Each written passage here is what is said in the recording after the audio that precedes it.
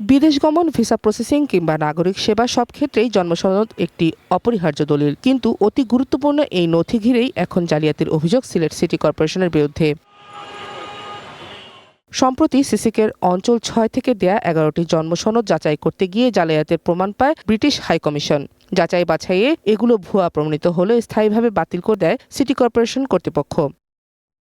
British হাইকমিশনের তদন্ত প্রতিবেদনে এই জালিয়াতির জন্য সরাসরি দায়ী করা হয়েছে সিসিকের প্রধান স্বাস্থ্য কর্মকর্তা ডক্টর জাহিদুল ইসলাম এবং সহকারী নিবন্ধক নজরুল ইসলামকে। লাইফে কখন কি হয় গ্যারান্টি আছে, তাই ইন্স্যুরেন্স করুন সিটি ব্যাংকে, কারণ ইন্স্যুরেন্স করলে সিটিতে সুরক্ষা পাবেন নিশ্চিতে। প্রতিবেদনে উল্লেখ করা হয়, কর্মকর্তাদের প্রশাসনিক দুর্বলতা আর দায়িত্বহীনতার সুযোগেই তৈরি হয়েছে এসব জাল সনদ।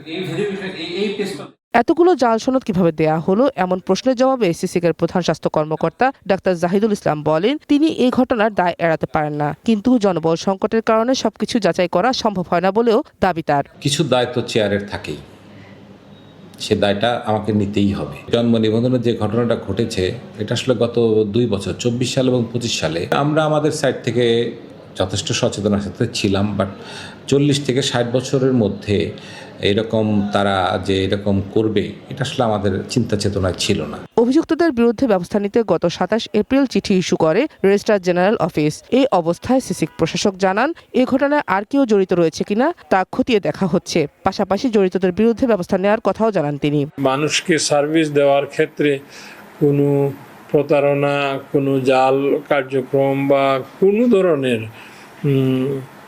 অনিয়ম আমরা বরদাস্ত করব না। সংশ্লিষ্ট যদি থাকে তাহলে নিয়মমাফিক ব্যবস্থা নেওয়া হবে। জন্মসনদ জালিয়াতির ঘটনায় উদ্বেগ প্রকাশ করেছেন নাগরিক সমাজের প্রতিনিধিরা। তাদের মতে, জনগুরুত্বপূর্ণ খাতে এমন জালিয়াতি রাষ্ট্রীয় প্রতিষ্ঠানের ওপর জনগণের আস্থা নষ্ট করে, পাশাপাশি দেশের পাসপোর্ট, ভিসা এবং আন্তর্জাতিক ভাবমূর্তিতেও নেতিবাচক প্রভাব ফেলে। ব্রিটিশ হাইকমিশন থেকে যে রিজেক্ট যেটা হয়েছে, প্রত্যাখ্যাত যে হয়েছে, যে পাসপোর্ট জাল নিবন্ধনের কারণে, এটা আমি মনে করি যে আমার দেশের ভাবমূর্তি খুবই ক্ষুণ্ণ করবে।